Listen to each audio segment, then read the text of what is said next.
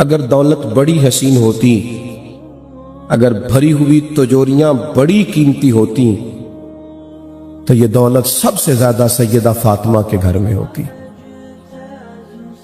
اور اگر شانوں والے باپ کی شانوں والی بیٹی نے 3 دنوں میں ایک بار روٹی کھائی ہے تو پھر اچھی طرح سمجھ لو کہ یہ فقیری ان کی پسند ہے، یہ سادگی ان کی پسند ہے، یہ غریبی، یہ فقر ان کی پسند ہے۔ اور اس کی رضا پہ چل۔ اگر وہ نہیں چاہتا کہ تیرے پاس کروڑوں اربوں خربوں ہوں تو تیری بے چینی کا معنی۔ اور رسول اللہ صلی اللہ تعالی علیہ وسلم نے ارشاد فرمایا، جو صبر کرنے کی کوشش کرے گا رب اسے صبر عطا بھی کرے گا۔ اور کیا الفاظ ہیں اور کیا ان کا حسن ہے۔ حضور فرمانے لگے، صبر سے بڑی نعمت کوئی نہیں۔ اگر تم مال کے معاملے میں صبر کر جاؤ، بے نیاز ہو جاؤ لوگوں کی جیبوں سے، بے پرواہ ہو جاؤ اور صبر کرنا چاہو تو اللہ تمہیں صبر دے گا اور رب تعالیٰ تمہیں بچا لے گا لوگوں سے۔ اور فرمایا صبر سے بڑی نعمت بھی کوئی نہیں۔ اللہ کہتا ہے کائنات بنانے والا کہتا ہے میں آزماؤں گا، تو مالک ہم نے کیا کرنا ہے؟ فرمایا صبر کرنا ہے تم نے۔ امام غزالی تو کہتے ہیں 70 مقامات ہیں قرآن مجید میں جن میں صبر کا تذکرہ ہے، لیکن بعض علماء نے لکھا ہے 100 مرتبہ قرآن مجید میں اللہ نے صبر کا ذکر کہ کس نے کہا یہ صبر کرو؟ یہ 70 یا 100 مرتبہ فرمانے والا قادر مطلق ہے، جس کے قبضہ و قدرت میں ساری کائنات ہے۔ پل بھر میں چاہے تو لفظ کن سے کیا کا کیا کر دے۔ وہ کہتا ہے میرے پاس ساری قدرتیں ہیں، حکمتیں ہیں، میرے قبضہ و اختیار میں سارا کچھ ہے، پر میں تمہیں کہتا ہوں مجھے صبر تو کر کے دکھاؤ۔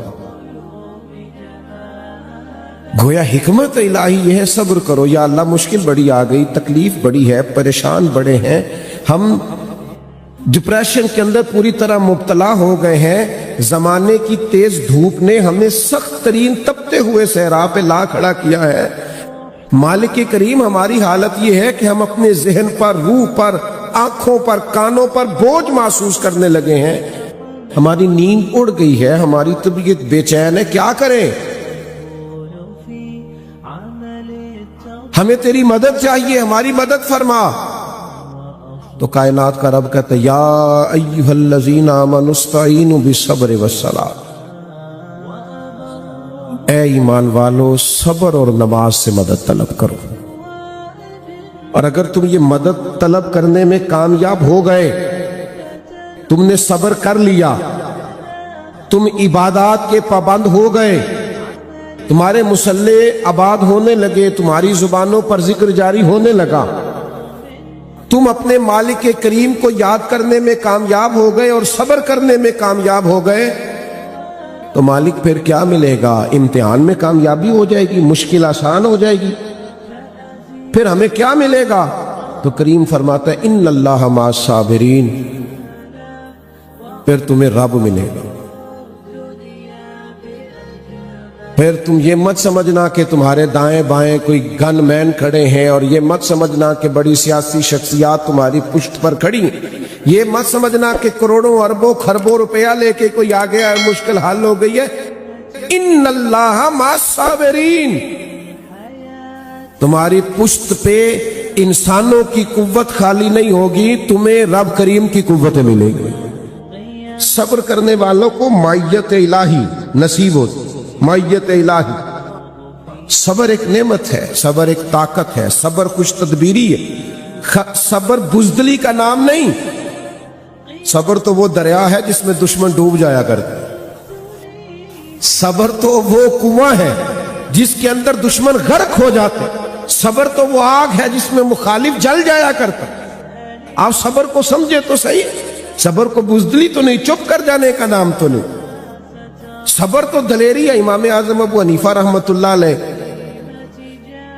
آپ چوک میں گزرے تو آپ کے ایک مخالف نے بڑی سخت ترین آپ کی توہین کی، آپ نے صبر کیا، تھوڑا سا آگے گئے تو وہ آدمی دھڑام سے زمین پہ گرا، روح پرواز کر گئی۔ لوگوں نے کہا حضور یہ کیا ہوا؟ فرمایا کچھ بھی نہیں۔ کہا حضور وہ گر گیا۔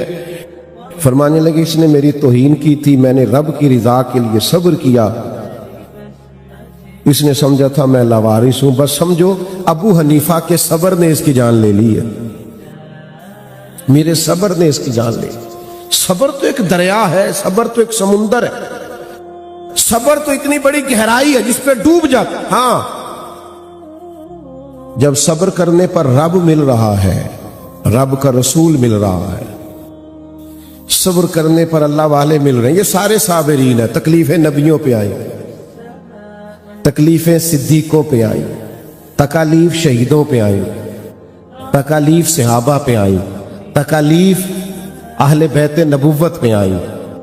آپ کو پتہ ہے جو تکلیفیں سہ کے جائیں گے اس صف میں کھڑے ہوں گے جس کے امام حسین ہوں گے۔ تو یہ اتنی بڑی نعمتیں صبر پر ملتی ہیں، اتنی بڑی نعمتیں، تو کیا صبر کوئی آسان کام ہے؟ تو رب کہتا ہے وَاسْتَعِينُوا بِالصَّبْرِ وَالصَّلَاةِ وَإِنَّهَا لَكَبِيرَةٌ إِلَّا عَلَى الْخَاشِعِينَ۔ فرمایا صبر اور نماز سے مدد مانگو، لیکن ہیں یہ دونوں مشکل کام، یہ آسان ہے مشکل۔ ہاں، جو اللہ سے ڈرے اس کے لیے مشکل کوئی نہیں ہے، مشکل یہ سوکھا، ہاں یہ عشق نہیں آسان۔ بس اتنا سمجھ لیجئے ایک آگ کا دریا ہے اور ڈوب کے جانا ہے، یہ آسان کوئی نہیں۔ اسے ایسے نہ سمجھے کہ یہ پڑی ہوئی کوئی چیز ہے تو آپ اٹھا کے اس کو اپنی جیب میں رکھ لیں گے۔ وَإِنَّهَا لَكَبِيرَةٌ، صبر کرنا مشکل کام ہے، نماز پڑھنا مشکل کام ہے، یہ آسان نہیں ہے۔ لیکن میرے عزیزو یاد رکھو اس صبر میں جو لذت ہے، اس صبر میں جو کیف ہے، اس صبر میں جو سرور ہے، اس صبر کے اندر اللہ تبارک و تعالیٰ کا جو فضل بستا ہے، اس صبر کے اندر جو اللہ تبارک و تعالیٰ عطا کرتا ہے، وہ کمال چیز ہے۔ ہماری آج کل سوسائٹی میں صبر نہیں ہے، حوصلہ نہیں ہے، تھوڑا اللہ کے فیصلوں کا انتظار نہیں ہے، ہمیں بڑی جلدی ہے، ہم جلد باز ہیں، ہم عجلت پسند ہیں، ایک منٹ سے پہلے شکوہ کرتے ہیں، ہر روز داستان سناتے ہیں، فلاں آیا تھا وہ بھی ٹھیک نہیں، فلاں آیا تھا اس نے میرے ساتھ یہ کر دیا۔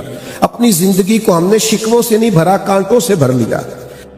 ہر وقت تکالیف کا اظہار کرتے ہیں، اپنے دکھ سناتے ہیں، لسٹیں بنائے بیٹھے۔ خدا کے بندو، اگر زندگی صبر والی ہوگی تو آپ میں تحمل پیدا ہو جائے، آپ بردبار ہو جائیں، آپ کی خاموشی کسی طوفان کا پتہ دے گی۔ آپ کا تھوڑی دیر کے لیے بیٹھنا، خاموش ہو کے صبر کرنا،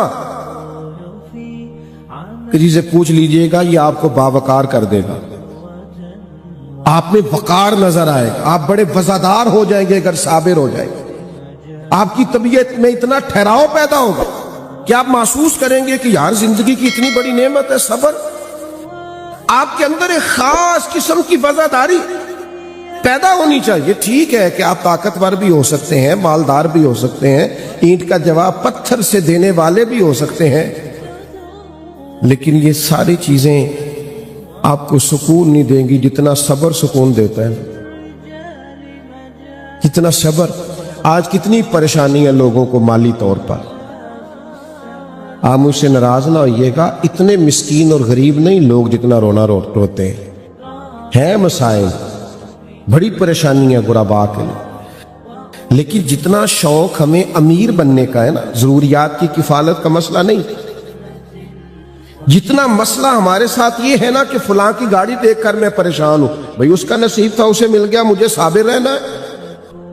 کسی کا مکان دیکھ کر پریشان ہو جانا، بھئی وہ اس کا نصیب تھا اس کو مل گیا، میرے اللہ نے جہاں رکھا جس حال میں رکھا الحمدللہ، میں بڑا مطمئن ہوں، میں بڑا خوش ہوں۔ وہ کسی کا بزنس بڑا چل گیا تو ٹھیک ہے نا بھائی، اس کا چل گیا ہے۔ نبی پاک صلی اللہ تعالی علیہ وسلم نے فرمایا ہے کوشش ضرور ہمیں کرنی چاہیے، جدوجہد ضرور کرنی چاہیے، محنت ضرور کرنی چاہیے، پر نبی پاک علیہ الصلوۃ والسلام نے فرمایا، سرکار کا فرمان دیکھو، کریم فرماتے ہیں جس طرح تم سردیوں کے بیمار کو پانی سے بچاتے ہو نا، اسی طرح رب جس سے پیار کرے اسے دولت سے بچاتا ہے۔ تو محسوس تو کرنا تیرا بچا رہنا, دنیا سے دور رہنا, تیرے پاس پیسے تھوڑے ہونا, یہ تو تیرے اوپر کوئی انعام تھا اور تو نے اسے اپنی ناکامی بنا لیا. تو نے سمجھ لیا وہ پیسے نہیں ہے تو کچھ بھی نہیں ہے, میں مالی طور پر کمزور ہوں تو صرف زیرو. آپ تھوڑا سا سمجھیں, اپنے آپ کو کھڑا کریں, آپ غور فرمائیں. میں ملک سے باہر تھا, ایک صاحب دوڑے دوڑے آئے اور بہت بڑی گاڑی سے اترے اور وہ میرے سینے سے لگے اور پھر وہ پھوٹ پھوٹ کے رونے لگے اور بڑا میرے ساتھ انہوں نے اظہار محبت کیا. تو میں نے انہیں کہا آپ کون ہے, کوئی تعارف تو کرائیں. تو اس سادے آدمی کی بات میرے دل میں نقش کر گئی اور گھر کر گئی. کہنے لگے پیر صاحب میں دنیا کا وہ غریب آدمی ہوں جس کے پاس صرف پیسے ہیں اور کوئی شے نہیں. میری غربت کا حال مت پوچھیے, دولت کے انبار لیکن سوا اس کے میرے پاس کوئی اور چیز موجود نہیں ہے. کاش پیسوں سے اولاد کا ادب خرید سکتا, کاش پیسوں سے اپنوں کی محبت خرید سکتا, کاش مجھ سے لالچ نہ کیا جاتا, کاش پیسوں کے ساتھ سکون خرید پاتا. لیکن وہ خرید صرف پیسہ, صبر ہی نہیں آ رہا لوگوں کو, ہر حال میں پیسے لینے, ہر حال میں امیر ہونا ہے. سنو اور اس بات کو کبھی نہ بھولنا. حضرت ابو سعید خدری رضی اللہ تعالیٰ عنہ فرماتے کچھ لوگوں نے نبی پاک علیہ السلام سے, حضور کے پاس کچھ مال غنیمت تھا, انہوں نے حضور سے مطالبہ کیا تو حضور نے بھر کے دامن انہیں عطا کیا. انہوں نے پھر مانگا, حضور نے پھر دیا, انہوں نے پھر مانگا, نبی کریم نے پھر دیا, 3 بار دے دیا اللہ کے رسول نے. اور یہ بخاری میں موجود ہے. پھر حضور فرمانے لگے میرے پاس جو بھی مال ہے نا, اس میں سے تم میں سے جو بھی کوئی سوال کرے گا اس مال میں تمہیں ضرور دوں گا. لیکن حضور فرمانے لگے جو شخص لوگوں سے مانگنے سے بچے گا نا, اللہ بھی اسے بچا لے گا. اللہ پھر اسے لوگوں کا محتاج نہیں کرے گا جو بچے گا. اور حضور علیہ السلام فرمانے لگے جو تھوڑی لاپرواہی اختیار کرے گا نا لوگوں کے مال سے, اللہ بھی اسے بے نیاز کر دے گا. لیکن ہماری طبیعت اس طرح کی ہے, مزاج اس طرح کا ہے کہ لوگ تھوڑی دیر کے لیے بھی کسی ٹھہراؤ کی طرف آنے کو تیار نہیں ہوتے. ایک دوسرا بے صبری ہمارے دلوں میں بہت زیادہ پائی جاتی. فلانے نے مجھے یہ کہہ دیا ہے, فلاں نے میرے خلاف بات کر دی, فلاں کی اتنی ضرورت ہوئی, مجھے فلاں نے بتایا ہے کہ اس نے یہ کہا ہے. ویسے سوال یہ ہے جناب سے کہ جناب کی کتنی کو عظمت ہے, آپ کو کوئی بات بھی نہیں کر سکتا, آپ بات کرنے کی اجازت بھی نہیں دیتے. پہلے تو یہ تعارف کرائیں بھلا آپ کیا ہیں. آپ کو کوئی بات ہی نہیں کر پا رہا, آپ کسی کو جرأت مثلا آپ کیا ہیں. اپنے آپ کو اتنا بلند و بالا آپ لے گئے کہ کسی کی جرأت ہی نہیں ہے وہ آپ کے بارے میں بات کر سکے. ہاں اگر وہ غیبت کر رہا ہے تو غلط کر رہا ہے, 100% غلط کر رہا ہے. لیکن آپ کیا بن کے بیٹھ گئے کہ میرے بارے میں, اور ایک بات ہمارا مخالف ہمارے بارے میں کرتا ہے, ایک بات, اچھا وہ بات کر کے گھر سو جاتا ہے, ہماری ساری صلاحیتیں اس کو جواب دینے میں خرچ ہو جاتی ہیں. ہم سارا دن سوچتے رہتے ہیں کہ وہ پتہ نہیں کس کی وہ بات کر گیا. نبی پاک صلی اللہ تعالیٰ علیہ وسلم کی خدمت میں آ کے, مشکات میں موجود ہے, ایک صحابی نے عرض کی یا رسول اللہ کافر آپ کا نام بگاڑ کے معاذ اللہ آپ کو برا بھلا کہتے ہیں, کیونکہ حضور کا نام تھا محمد صلی اللہ علیہ وسلم. محمد اس کو کہتے ہیں جس کی بار بار تعریف کی جائے. تو ان کے دل میں خیال آیا ہم محمد بھی کہتے ہیں اور ہم معاذ اللہ تعالیٰ برا بھلا بھی کہتے ہیں. انہوں نے حضور کا نام معاذ اللہ ثم معاذ اللہ نقل کفر نہ باشد, حضور کا نام بگاڑ کر سرکار کے بارے میں باتیں شروع کر دیں. تو ایک صحابی پریشان ہو, یا رسول اللہ وہ یہ کہہ کہ آپ کا نام بگاڑتے ہیں. تو حضور مسکرائے, فرمایا وہ پتہ نہیں کس کی باتیں کر رہے ہیں, میرا تو یہ نام ہی نہیں. فرمایا پتہ نہیں وہ کس کو برا بھلا کہہ رہے, کس کو گالیاں دے رہے ہیں, وہ میں نہیں ہوں, میں تو محمد ہوں. اور محمد وہ ہوتا ہے جس کی تعریف کی جائے, وہ پتہ نہیں کتنی گلاں پہ کر دینے. آپ کو بلا وجہ ٹینشن ہو جاتی ہے, فلانا فلانی جگہ کھڑا تھا, میری بات پر چھوڑیں یار, آپ کس چکر میں پڑ گئے ہیں. وہ ایک جملہ کہے گا اور ہم سارا وقت اسی پہ لگا دیں گے. ہم تو مصروف ہی بڑے ہیں, ہمارے پاس اتنا ٹائم نہیں ہے, ہمیں طاقتور ہونا ہے, تھوڑا صبر کریں. کسی نے بات کر دی, چل ٹھیک ہے بھائی اللہ تیرا بھلا کرے, دو چار اور کر, کوئی فرق نہیں پڑتا, سمجھ آ جائے گی تجھے آہستہ آہستہ. اتنی جلدی الجھ جانا, رشتوں داروں سے لڑائیاں کر بیٹھنا, فلاں نے بات کر دی, فلاں جگہ آ گئی, فلاں نے کہہ دیا, ساری رات سونا نہیں, منصوبہ, آپ تو کوئی کام ہی نہیں کر سکے. آپ بڑے مقاصد کے لیے دنیا میں آئے, آپ تو یہیں رک گئے. آپ تو سارا دن اپنے مخالفوں کو جواب دیتے رہیں گے, کام کون کرے گا, ڈیوٹی کون کرے گا؟ اتنے اتنے بڑے مقاصد ہیں, ان کا حصول کیسے ہو؟ الجھ نہ جائیں کہ فلاں میرے بارے میں بات کر گیا تو وہ کر گیا, تو پھر کیا ہوا, کرنے دو. لوگوں کے منہ میں زبان ہے تو بات کرنے کے لیے ہے نا, وہ بات کرے گا, ہم کام کریں گے. میری ایک نصیحت ہے اپنے دوستوں کو ہمیشہ کرتا ہوں, میں کہتا ہوں پراپوگنڈے کا جواب پراپوگنڈے سے نہیں ہوتا, پراپوگنڈے کا جواب کام سے ہوتا ہے, پراپوگنڈے کا جواب عمل سے ہوتا ہے. لوگوں کی باتوں کا جواب اپنے کردار سے دیا جاتا ہے. بات کا جواب بات سے نہیں, بات کا جواب کردار سے, بات کا جواب عمل سے, بات کا جواب آنے والے وقت سے. آپ یقین کریں, جو لوگ آپ کو تانا دیتے ہیں نا تو کچھ نہیں کر سکتا, آپ کچھ کر کے دکھائیں, وہ آپ سے ملاقات کرنے والوں کی لائنوں میں کھڑے نظر آئیں گے. پر آپ کچھ کر کے تو دکھائیں نا. آپ کی رائے یہ ہے کہ میں بات کا جواب بات سے دوں تو پھر وہ تو بات طویل ہو جائے گی. آپ ایک بات کریں گے, وہ دو کرے گا, آپ تین کریں گے, تو اس میں تو سارا وقت لگ جائے گا. ہمیں تو اور بڑے کام ہیں, اور بھی کئی کام ہم نے کرنے ہیں زندگی میں. حضرت صدیق اکبر تشریف فرمائے رضی اللہ تعالی عنہ, تو ایک شخص نے آپ کو برا بھلا کہنا شروع کر دیا. اللہ کے حبیب بھی وہاں تشریف فرمائے, وہ دیر تک برا بھلا کہتا رہا. ادھر دیکھو نوجوانوں میری طرف, یہ ذرا دو تین دفعہ تانا سن کے اور سہ کے اور مسکرا کے دیکھو تو صحیح. یہ تھوڑا تجربہ تو کرو بھلا, دو چار دفعہ کر کے دیکھو نا. آپ کو کسی نے برا کہا, آپ نے سنا بھی, سہا بھی, اور ساتھ تھوڑا سا آپ مسکرائے بھی, اور اگر اور زیادہ ہمت کریں تو اسے کہہ دیں یار تو دعا کرنا اللہ مجھے ٹھیک کر دے. یہ ذرا کر کے, جتن جتن تہار کوئی کھیڈے تو ہارن کھیڑ فقیرا, جتن دا مول کھوٹی پہندا ہارن دا مول ہیرا. تو چھوڑنا, چل ٹھیک ہے یار کر لے. آپ تھوڑا سا یہ کر کے تو دیکھیں. وہ حضرت صدیق اکبر کو برا کہتا جا رہا. جناب صدیق اکبر اطمینان سے بیٹھے. مزے کی بات بتاؤں, اس محفل نور میں رسول رحمت بھی تشریف فرما, امام الانبیاء بھی جلوہ فراز, اللہ کی ساری رحمتوں کے جھرمٹ میں کریم بھی وہاں تشریف فرما ہے. گویا قدسی جھک جھک کے اس حجرہ نور کی طرف آ رہے ہیں, جا رہے ہیں, لائنیں لگی ہوئی ہیں زیارت کرنے والوں. کریم تشریف فرما ہے.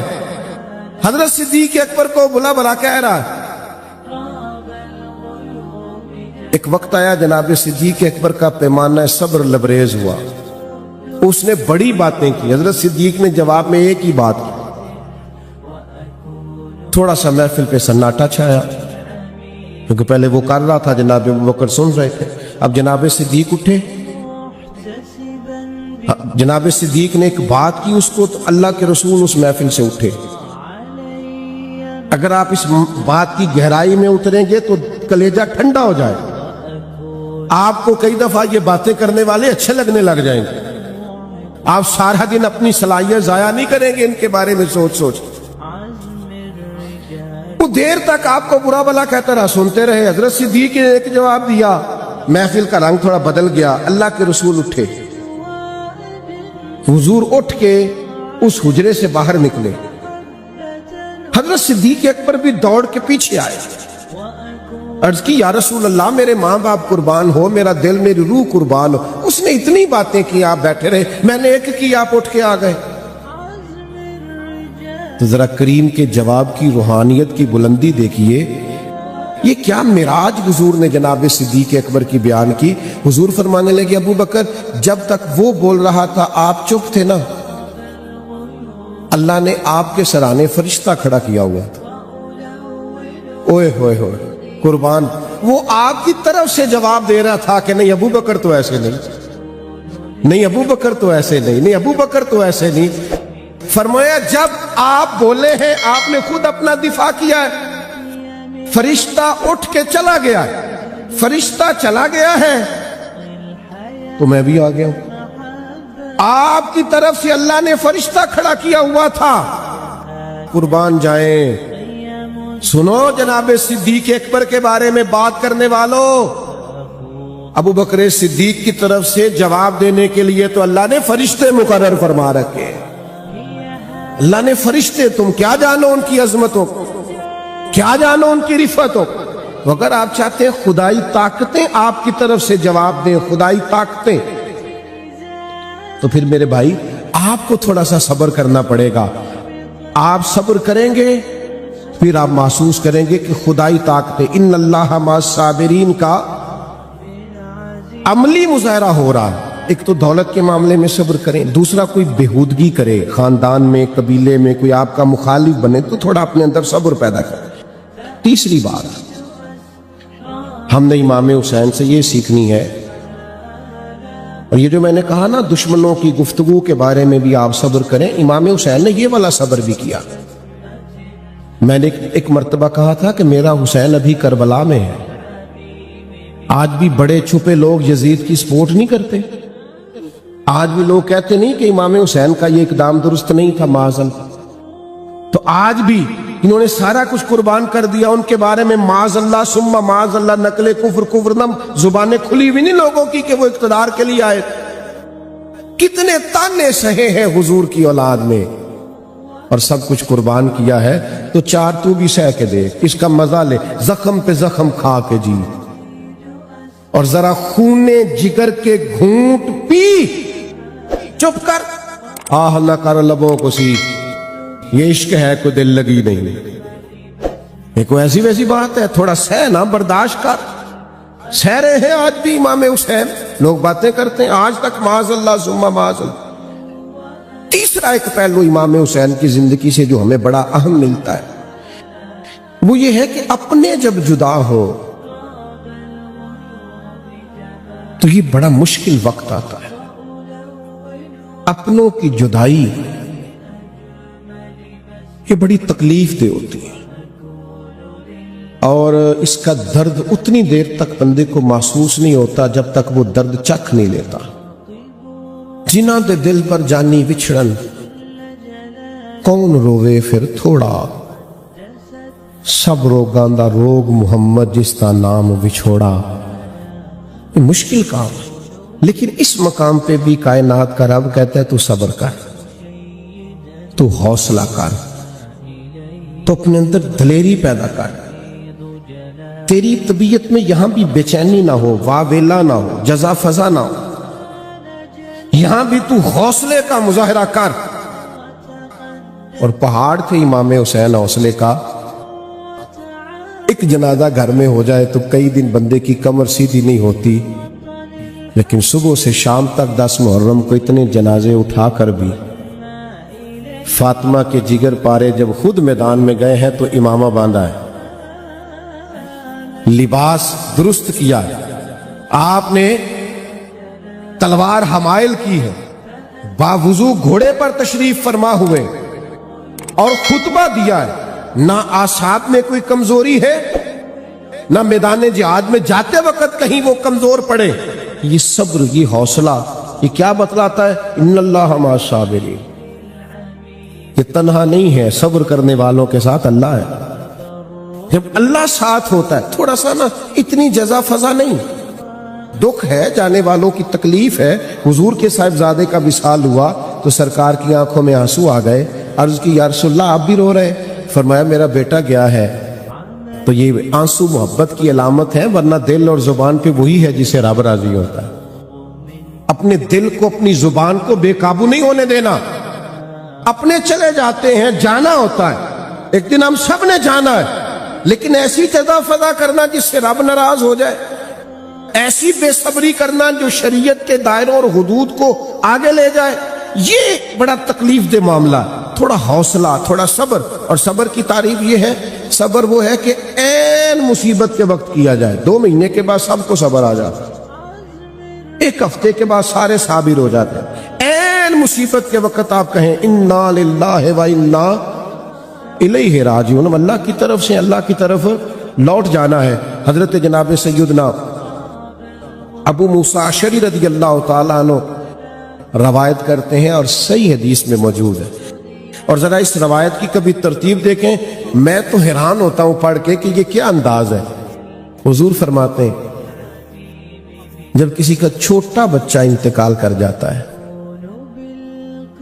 अल्लाह फरिश्तों से फरमाता है तुम मेरे बंदे के जिगर का टुकड़ा ले आए हो। बड़ा मुश्किल काम। एक दानश्वर ने कहा था बाप का जनाजा पढ़ना भी मुश्किल है, लेकिन बेटे का जनाजा पढ़ने की निस्बत आसान है। बाप का जनाजा उठाया जा सकता है, दुआ मांगो किसी को बेटे का ना उठाना पड़ जाए, कमर टूट जाती, तकलीफ दे मसाला। हजरत अबू मूसा अशरी रज़ियल्लाहु ताला अन्हु फरमाते, रब फरमाता है, हुजूर फरमाते, अल्लाह फरमाता है तुम मेरे बंदे के बेटे को ले आए, उसके जिगर का टुकड़ा ले आए हो, उसका बेटा इंतकाल कर गया। बताओ ना वो क्या कहता था। तो हुजूर फरमाते हैं फरिश्ते अर्ज करते हैं मालिक वो तेरी तारीफ ही करता था। इसको समझो, वो तेरी हम्द बयान करता था, वो तेरी रजा पे राजी था। अल्लाह के प्यारे हबीब फरमाते हैं, रब फरमाता है उसके लिए जन्नत में एक घर बनाओ और उस घर का नाम बैतुल हम्द रखना, तारीफ वाला घर रखना उसका नाम। उसने फिर भी मेरी तारीफ की है, इतने मुश्किल मौके पर भी उसने मेरी तारीफ की। तो कुछ चला जाए, जब कोई बिछड़ जाए, जब हम देखें कि हमारा कोई अपना जा रहा है, तो मेरे अजीज सब्र का मिजाज हो, हमारी तबीयत के अंदर हौसला हो। ये सीखे इमाम हुसैन से। और फिर वो कोई और है जो मरेंगे तो सारा मामला खत्म हो जाएगा, हम तो सारे जन्नत में इकट्ठे हो जाएंगे, खानदानों के खानदान मिल जाएंगे। अल्लाह के फजल से जन्नत मिली सरकार के सदके, तो सब वहां होंगे। मोमिन की मौत कोई फना तो नहीं, मौत को समझे है गाफिल इख्तिताम जिंदगी, ये है शाम जिंदगी, फिर सुबह दवा में जिंदगी। तो सब्र हौसला। एक चौथी तकलीफ भी होती है जिस पर लोग सब्र नहीं करते, बेसब्री करते हैं, वो बीमारी है। बीमारी बड़ी नेमत है, बीमारी खुदा का बड़ा फजल है। एक सहाबिया अलील हुई, अल्लाह के महबूब अलैहिस्सलाम तीमारदारी के लिए तशरीफ ले गए। तो हुजूर ने पूछा क्या है। अर्ज की हुजूर अल्लाह इस बुखार का भला न करे, इसमें खैर ना आए, मुझे बड़ी तकलीफ दी है। तो हुजूर फरमाने लगे बुखार को बुरा ना कह, ये तो जब आता है बंदे की गुनाह ले जाता है। और एक हदीस तो वजद वाली, अर्ज पर वजद हो जाता है। हुजूर फरमाते हैं बीमार से जिद न करो खाने पीने की, उसे अल्लाह खिला पिला देता है। ये क्या मैयत से नसीब होती है कि रब का मेहमान गोया बन जाता है। आप समझें इस बात। बीमारी आ गई, आ जाती है, आजमाइश आ गई, आप फौरन चले गए बाबा साहब के पास तावीज लेने। पता नहीं मेरे घर में क्या है, मैं भी बीमार हूँ, बीवी भी बीमार है, बच्चे भी बीमार है, घर में बीमारी एक उठता है दूसरा। तो भाई ये खुदा का फजल है। हजरत मौला अली शेर खुदा रज़ियल्लाहु ताला अन्हु फरमाते हैं 2 दफा अल्लाह बंदे को तकलीफ नहीं देगा। इसको दुनिया में थोड़ी बहुत बीमारी आ गई, आजमाइश आ गई, उसके यही गुनाह माफ हो जाएंगे, कयामत में सजा नहीं मिलेगी, यही मामलात बेहतर हो जाएंगे। बीमारी आ गई है, ये तो आपके नफसानी कुव्वतों को कमजोर कर देगा, आपकी तबीयत अल्लाह अल्लाह की तरफ मायल हो जाएगी। आप इसको सहना सीखें, बर्दाश्त करना सीखें। लेकिन इतना वावेला मचाना, इतना परेशान होना, इतना उलझ जाना, डॉक्टरों से लड़ते फिरना, और जनाब हॉस्पिटल्स में आप जाएं तो इतनी अजीब सूरत हाल का हो जाना, कहीं एहतजाज हो रहा है, कहीं कुछ हो रहा है, कहीं कुछ हो रहा है। आप जायज मुतालबा जरूर करें, लेकिन बीमारी आ जाती है और ये खुदा का फजल है, ये इंसान को आ घेरती है। ये बीमारी हुजूर के कदम चूमने भी आया करती थी, हुजूर की बारगाह में भी हाजिरी देती थी, ये आ जाती। लेकिन उस पर जजा फजा करना, सब्र का दामन छोड़ना, ये दुरुस्त। तो अपनी तबीयत में सब्र लाएं, ठहराव लाएं, आप पाकीज़गी मिजाज के साथ अपनी जिंदगी गुजारें।